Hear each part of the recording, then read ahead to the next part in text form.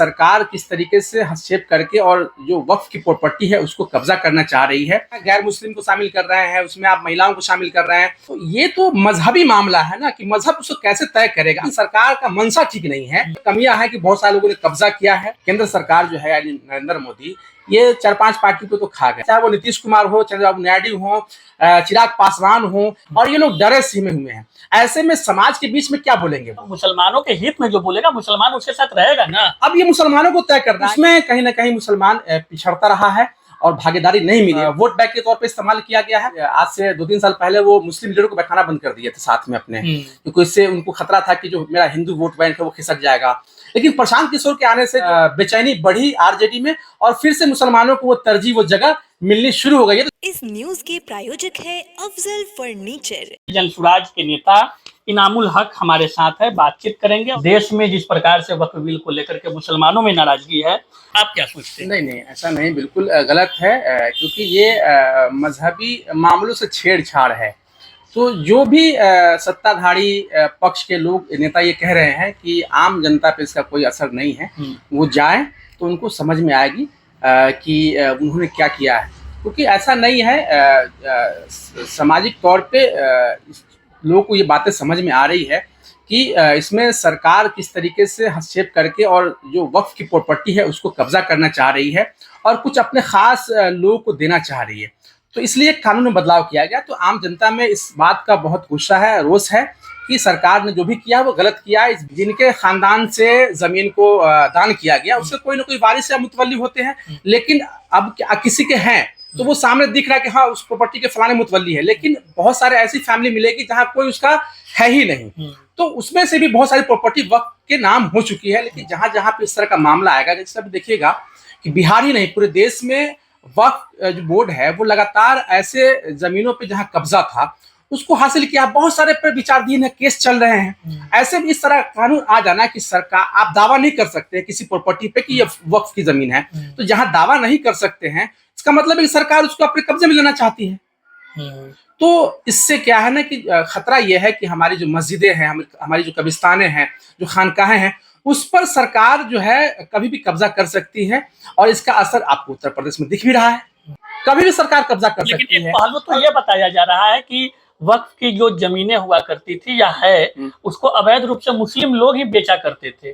कम से कम उससे वो निगरानी अब होगा इस बिल के आने से, सरकार अपने निगरानी में। एक चीज बताइए, जब दो भाई आपस में अपने खानदानी बंटवारे को करते हैं तो क्या उसमें सही होते हैं? कोई ना कोई पक्ष तो गलत होता है।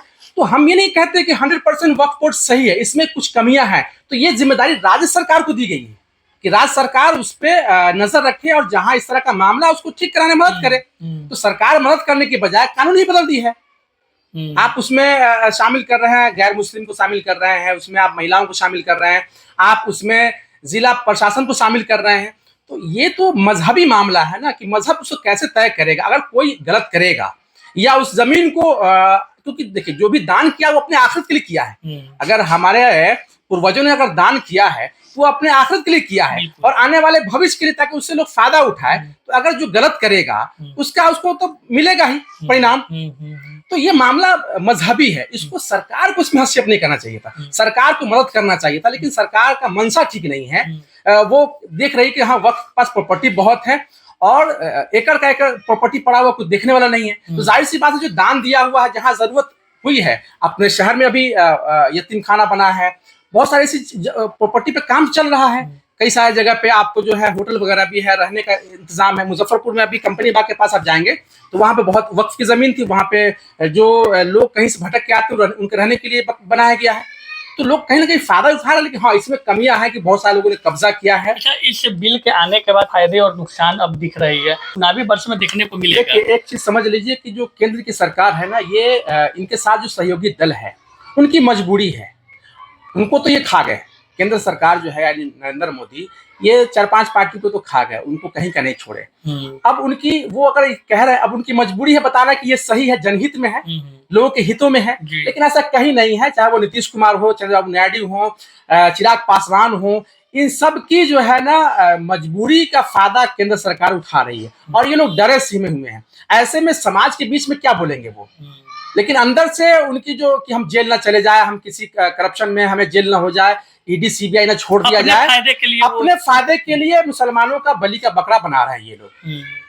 इसका तो जवाब भी तो मुसलमान देंगे 25। बिल्कुल 100% जवाब देंगे, उनको जवाब मिलना तय है। विरोध भी शुरू है कि नीतीश कुमार कहते हैं कि हम मुसलमानों की तैसी है, हमने जो है सबके लिए किया, लेकिन आप जाते जाते ये क्या कर दिए, जिंदगी भर के लिए आपने ऐसा काम कर दिया कि सारे आपके किए कराए पर पानी फिरने वाला है। क्योंकि ये बहुत ही संजीदा मुद्दा है।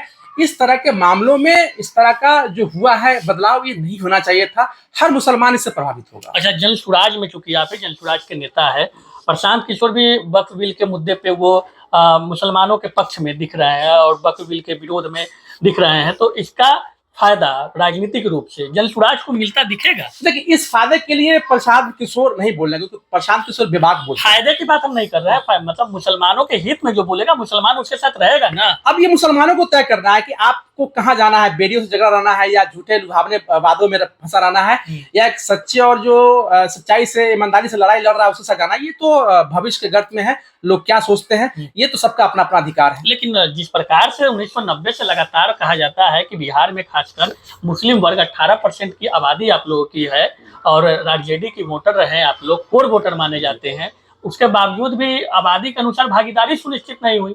तो एक दूसरा विकल्प प्रशांत किशोर अपने आप को बताते हैं कि हम अकलियतों को उनके आबादी के अनुसार भागीदारी देंगे, तो इससे मुसलमान को नहीं, ये मैसेज मुसलमानों के बीच जा रहा है कि हम लोग झूला भर भर के वोट देते हैं, लेकिन भागीदारी राजनीति में नहीं मिलता है जो मिलना चाहिए। क्योंकि जिस तरीके से जो लोकतंत्र का ढांचा है वो कहीं ना कहीं राजनीति के में जब आपको भागीदारी मिलेंगे तो आप भी आगे बढ़ेंगे, लेकिन उसमें कहीं ना कहीं मुसलमान पिछड़ता रहा है और भागीदारी नहीं मिली है। लेकिन क्या राजद ठगी है मुसलमानों को? हाँ बिल्कुल, जो जिस हिसाब से 18% के हिसाब से भागीदारी मिलना चाहिए था वो नहीं मिला है। हमें एक वोट बैंक के तौर पे इस्तेमाल किया गया है, लोग वोट देते रहे, जहां मुसलमानों का हक बनता है वहां पे सीट नहीं दिया गया, तो ऐसे हमारी नुमाइंदगी लगातार कमजोर हुई है, कम हुई है। लेकिन जनसुराज के आने के बाद, जब से जनसुराज ने कहा है कि 243 सीटों पे 40 से 42 मुसलमान को टिकट दिया जाएगा, 70-75 दलितों को दिया जाएगा, क्योंकि इनकी आबादी के हिसाब से इतनी भागीदारी बनती है।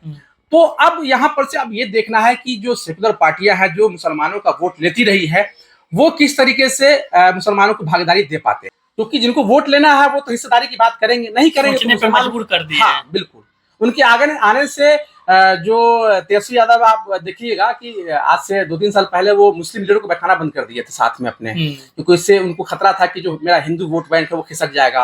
लेकिन प्रशांत किशोर के आने से जो बेबाकी से अपनी बात रखते हुए 2-3 साल तक लोगों के बीच में जाना और अपनी बात को रखना, तो उससे कहीं ना कहीं बेचैनी बढ़ी आरजेडी में और फिर से मुसलमानों को वो तरजीह, वो जगह मिलनी शुरू हो गई है। शादी का फर्नीचर सेट 34,500 से स्टार्ट। AFZ फर्नीचर के ऑफिशियल यूट्यूब चैनल पर विजिट करिए विशेष जानकारी के लिए और परचेज करिए बिहार के सबसे बड़े शोरूम से।